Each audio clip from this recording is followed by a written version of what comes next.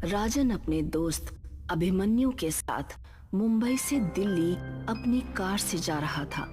अभिमन्यु लगातार 9 घंटे से ड्राइव कर रहा था। लगातार ड्राइव करने की वजह से उसे बहुत थकान महसूस हो रही थी। अभिमन्यु, मुझे लगता है कि हमें राजस्थान से शॉर्टकट होकर दिल्ली जाना चाहिए। 2 घंटे पहले ही पहुंच जाएंगे। और वैसे लगातार कार ड्राइव करते करते मेरी हालत खराब हो गई है और ऊपर से पेट्रोल भी बहुत कम हो रहा है। हाँ यार, यहीं कहीं आसपास पेट्रोल पंप भी नहीं दिखाई दे रहा, इसलिए कहता हूँ राजस्थान होते हुए शॉर्टकट ले ले। वहां पर जरूर कोई ना कोई पेट्रोल पंप हमें दिख जाएगा। अभिमन्यु ने गाड़ी राजस्थान की ओर जाने वाले हाईवे पर मोड़ ली। लगभग 1 घंटे बाद अर्जुन और अभिमन्यु तेजी से गाड़ी ड्राइव करते हुए माधवगढ़ के एक सुनसान गांव की ओर से गुजर रहे थे कि तभी उनकी नजर एक पेट्रोल पंप पर पड़ी। अचानक अभिमन्यु की कार झटका देते हुए रुक गई। अर्जुन की आंख लग चुकी थी। कार अचानक रुकने से अर्जुन नींद से जागते हुए बोला, क्या हुआ? अरे दिखाई नहीं दे रहा है क्या? सामने पेट्रोल पंप है और कार में सिर्फ इतना ही पेट्रोल बचा है कि ये 20 से 30 किलोमीटर दूर ही चल पाएगी। एक पल को तो मुझे लगा जैसे कि एक्सीडेंट हो गया हो। अरे कार मैंने नहीं रोकी अर्जुन, मेरी नजर ही इस पेट्रोल पंप पर पड़ी थी और कार अपने आप झटका देते हुए रुक गई। लेकिन जो भी हुआ अच्छा हुआ, पेट्रोल तो हमें कहीं ना कहीं से डलवाना ही था ना। अभिमन्यु और अर्जुन कार से बाहर निकल आए। उन्होंने देखा उस पेट्रोल पंप पर एक भयानक और अजीब सा सन्नाटा छाया हुआ था। अरे यार, यहाँ तो मुझे कोई नहीं दिखाई दे रहा। कहीं ये पेट्रोल पंप बंद तो नहीं पड़ा? यानी बंद तो नहीं है, क्योंकि सामने ऑफिस तो खुला है और लाइट भी जल रही है। और वो देख, इस पेट्रोल पंप के अंदर तो एक छोटा सा रेस्टोरेंट भी है, उसके अंदर की भी लाइट जल रही है। मगर मुझे लगता है कि उस रेस्टोरेंट के अंदर भी कोई मौजूद नहीं। अरे तो इसमें टेंशन वाली क्या बात है? अपने हाथों से पेट्रोल डाल लेंगे। इतनी रात में कौन देखेगा हमें? क्या पेट्रोल पंप के कर्मचारी ने हमें देख लिया तो वो हमें चोर समझेंगे? पेट्रोल पंप के आसपास इंसान तो क्या, एक चूहे का बच्चा भी नजर नहीं आ रहा। तभी उन दोनों के कानों में पीछे से किसी व्यक्ति की भारी आवाज टकराई। कौन हो तुम? उस आवाज को सुनकर वो दोनों चौंक कर पीछे की ओर देखने लगे। उन दोनों के सामने अजीब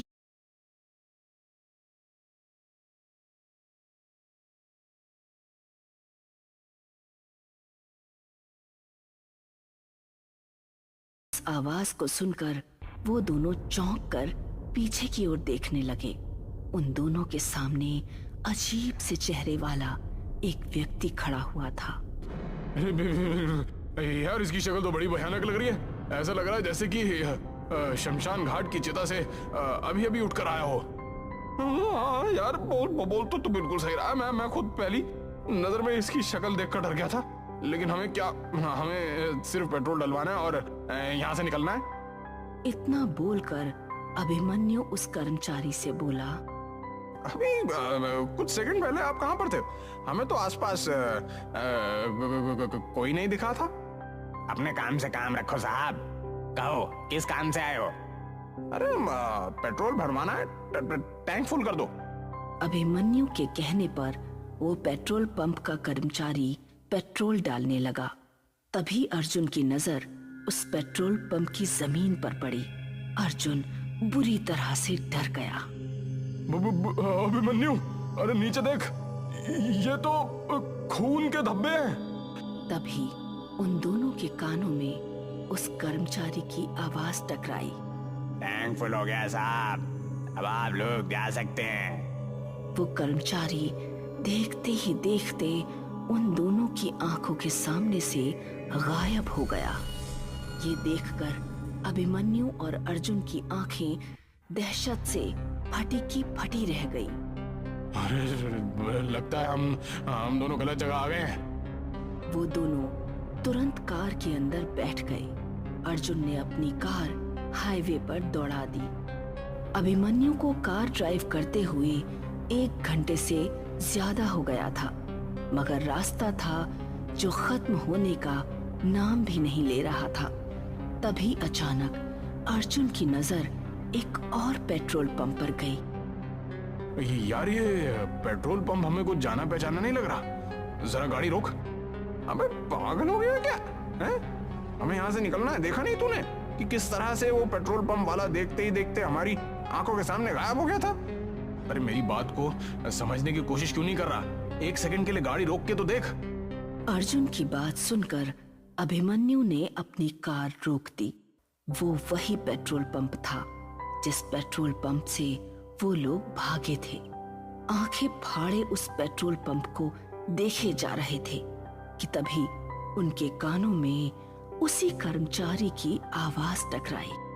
अरे तुम मुझे पेट्रोल के पैसे नहीं देकर गए थे साहब। उन दोनों ने जैसे ही खिड़की के सामने देखा तो वही कर्मचारी अपनी भयानक शक्ल लिए हुए उन दोनों को देख रहा था। कुछ ही पलों में अर्जुन और अभिमन्यु की चीख सन्नाटे को चीर गई। इस घटना के 3 महीने बाद शाम के 5 बजे एक कार तेजी से माधवगढ़ के हाईवे पर दौड़ रही थी। कार के अंदर 3 लोग सवार थे, करण, नंदिनी और विजय। वो तीनों पुलिस वाले थे जो 3 महीने पहले लापता हुए अर्जुन और अभिमन्यु की जांच कर रहे थे। कार विजय ड्राइव कर रहा था और विजय को ड्राइव करते हुए काफी देर हो गई थी।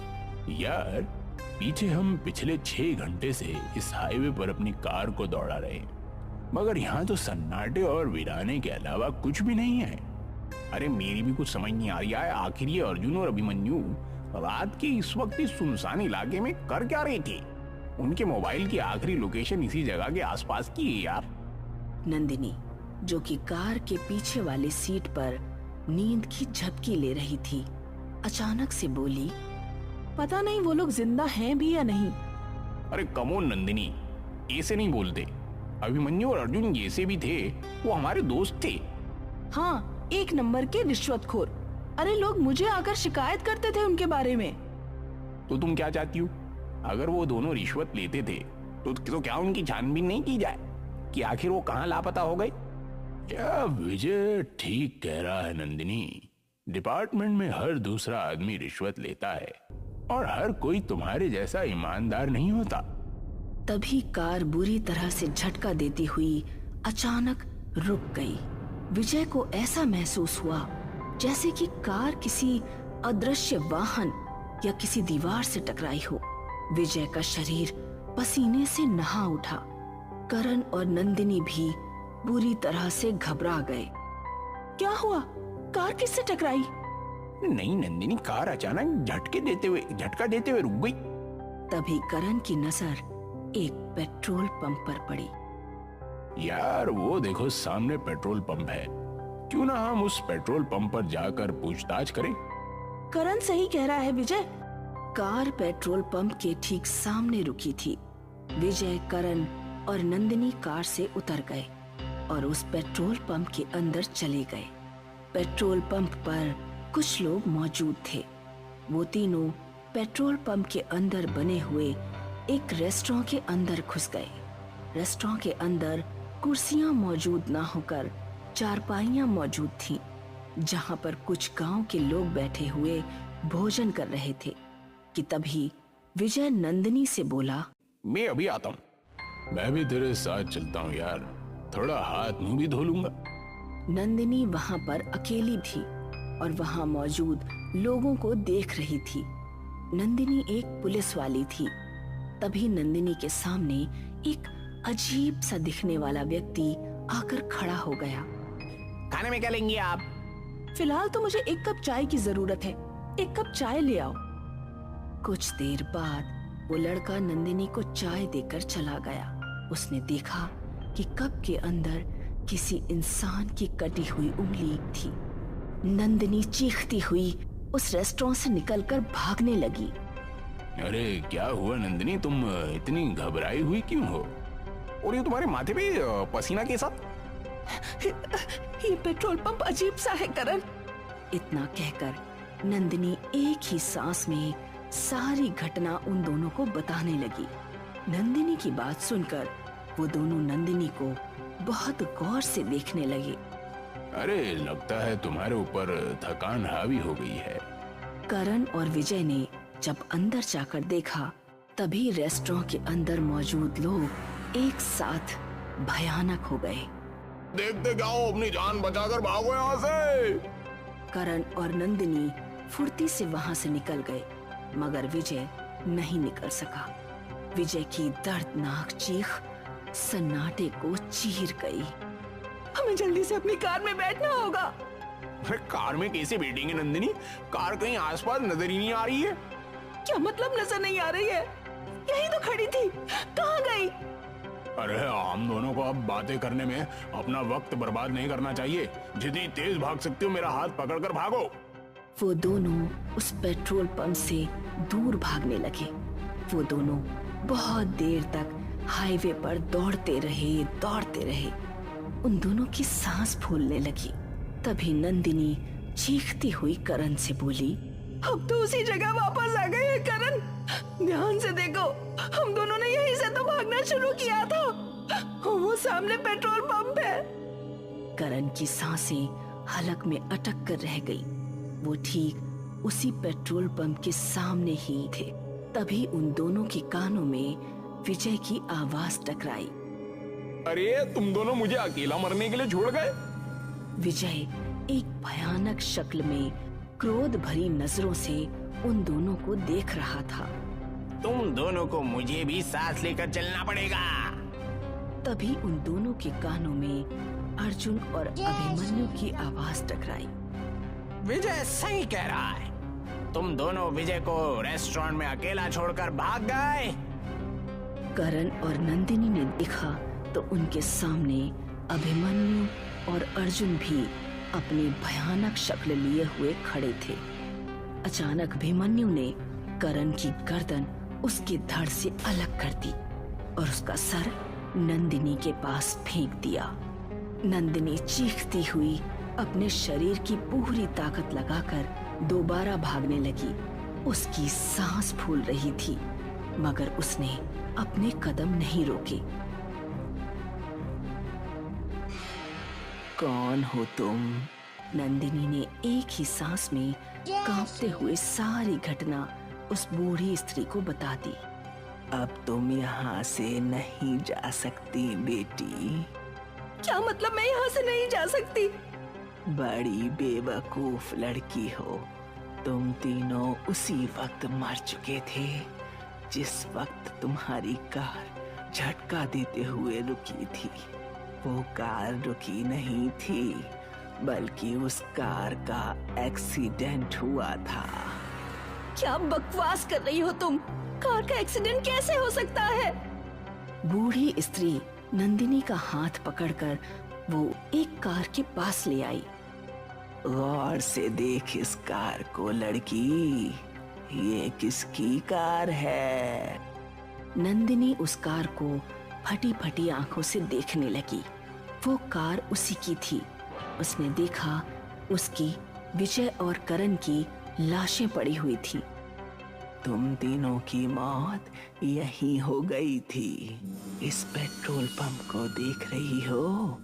ये हॉन्टेड पेट्रोल पंप है, भूतिया पेट्रोल पंप। इस पेट्रोल पंप पर जो भी आता है हमेशा यहीं पर कैद होकर रह जाता है, और यहाँ जो भी वाहन आते हैं अदृश्य हो जाते हैं। तुम्हारी कार किसी एक अदृश्य वाहन से टकराई थी।